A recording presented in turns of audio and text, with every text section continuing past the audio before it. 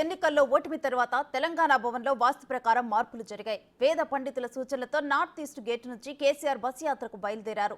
తెలంగాణ భవన్ ప్రారంభం నుంచి south gate నుంచే రాకపోకలు సాగించిన కేసీఆర్ ఓటమి తర్వాత తొలిసారి రూటు మార్చారు.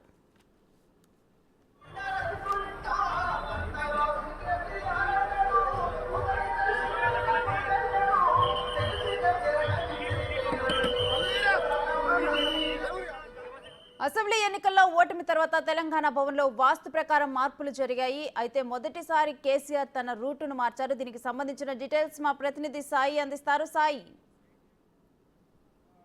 తెలంగాణ భవన్ ప్రారంభమైనప్పటి నుండి కూడా కేసీఆర్ ఎప్పుడు కూడా ఈస్ట్ గేట్ నుంచి అతను వస్తూ పోతుండేవారు. అయితే తొలిసారి అతను నార్త్ ఈస్ట్ గేట్ నుండి ఓ బస్ యాత్రకి బయలుదేరి వెళ్ళారు. అయితే ఓటమి తర్వాత శాస్త్రం ప్రకారము వేద పండితుల సూచన మేరకు తెలంగాణ భవన్ లో వాస్తు మార్పులు చేపట్టారు. అయితే ఈ వాస్తు మార్పులు చేపట్టిన తర్వాత కేసీఆర్ తొలిసారి తెలంగాణ భవన్ లోకి అడుగు పెట్టారు. అడుగు పెట్టిన తర్వాత అందరు కూడా మనకి ఈస్ట్ గేట్ నుంచి కేసీఆర్ బస్ యాత్రకి బయలుదేరతారని చెప్పేసి కూడా భావించారు. కానీ శాస్త్రం ప్రకారం వేద పండితుల సూచన మేరకు మన జరిగినటువంటి ఓటమి కానీ, కవిత లిక్కర్ స్కామ్ లో అరెస్ట్ కావడం కానీ, పార్టీ కొన్ని తప్పిదాల వల్ల చేసినటువంటి కాళేశ్వరం అవినీతి కానీ, ఇవన్నీ కూడా ఒక్కొక్కటిగా బయటకు వస్తున్న నేపథ్యంలో సో మరోసారి ఇలాంటి ఘటనలు చోటు చేసుకోకుండా ఉండేందుకు పార్టీ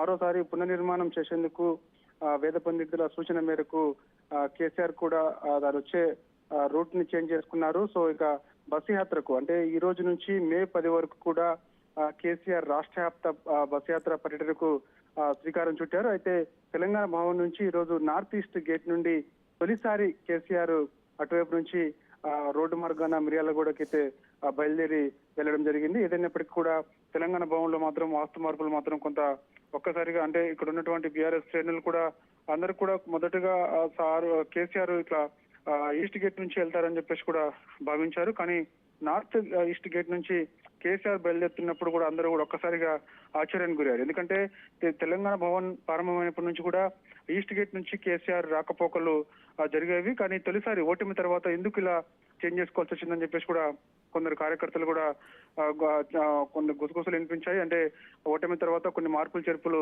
చేశారు. సో ఇక ఇలాంటి ఘటనలు మరోసారి అంటే ఓటమి కానీ లేకపోతే కవితకు సంబంధించిన అరెస్టులు కావడం కానీ ఇలాంటి ఘటనలు మరోసారి చోటు చేసుకోకుండా ఉండాలంటే సో ఇలాంటి వాస్తు మార్పులు ఉండాలి. ఎందుకంటే కేసీఆర్ మొదటి నుంచి కూడా తను వాస్తుకు సంబంధించిన మార్పులు ఎక్కువగా నమ్ముతారు. తను అడుగు తీసి అడుగు పెట్టినప్పుడు అంటే ఏదైనా సరే ముహూర్తం చూసుకొని మాత్రమే తను బయటికి వస్తారు. ఏదైనా కార్యక్రమం చేయాలన్నా కూడా ముహూర్తం ప్రకారమే చేస్తారు. సో అట్లా అంతా బలంగా నమ్మే శాస్త్రం ప్రకారము కేసీఆర్ ఎక్కువ బలంగా నమ్ముతారు కాబట్టి సో అందుకు అనుగుణంగా ఈ రోజు కూడా తెలంగాణ భవన్ నుంచి కేసీఆర్ బస్ యాత్రకి శ్రీకారం చుట్టారు. తెలంగాణ భవన్ కు వచ్చిన తర్వాత తెలంగాణ తల్లి విగ్రహానికి పూలమాలేసి వెంటనే బస్ ఎక్కి ఇక్కడ నుంచి నార్త్ ఈస్ట్ గేట్ నుంచి నల్గొండ పార్లమెంట్ పరిధిలో ఉన్నటువంటి మిర్యాలగూడ నియోజకవర్గానికి కేసీఆర్ రోడ్డు మార్గాన బస్ యాత్రకు బయలుదేరారు. ఈ రోజు సాయంత్రం మిర్యాలగూడలో 5:30 అక్కడ KCR road show corner meeting ఉంటుంది. తర్వాత సూర్యాపేటలో రాత్రి 7 గంటలకు యథావిధిగా రోడ్ షో కార్నర్ మీటింగ్ ఉంటుంది. రాత్రి సూర్యాపేటలోనే కేసీఆర్ బస్ చేయనున్నారు. ఇక మే 10న ఈ బస్ యాత్ర ముగియనున్నది. సిద్దిపేటలో మే 10న భారీ బహిరంగ సభకు బీఆర్ఎస్ ప్లాన్ చేసింది. అయితే ఎండల తీవ్రత ఉండటం వల్ల ఈ బహిరంగ సభలకు సంబంధించి చాలా వరకు కూడా అటర్ ఫ్లాప్ అవుతున్నాయని చెప్పేసి కూడా బీఆర్ఎస్ పార్టీ భావిస్తుంది. ఎందుకంటే గతంలో చూసాం 2-3 సభలు కూడా ప్లాన్ చేసింది. అయితే సభలకి బీఆర్ఎస్ చెందులు కానీ కార్యకర్తలు ఎవరు అభిమానులు కానీ ఎవరు కూడా సభలకు ఎక్కువ పెద్ద ఎత్తున హాజరు కాకపోవడం తోటి ఇలాంటి రోడ్ షోలు కార్నర్ మీటింగ్లు అయితే ప్రజలకు కొంత కార్నర్ మీటింగ్ లో పబ్లిక్ కొంత వచ్చినా కూడా ప్రచారం చేసేందుకు ఈజీగా ఉంటుందని చెప్పేసి భావించిన బీఆర్ఎస్ పార్టీ అందుకు రోడ్ షోకి శ్రీకారం చుట్టారు కేసీఆర్. Thank you Saidulu.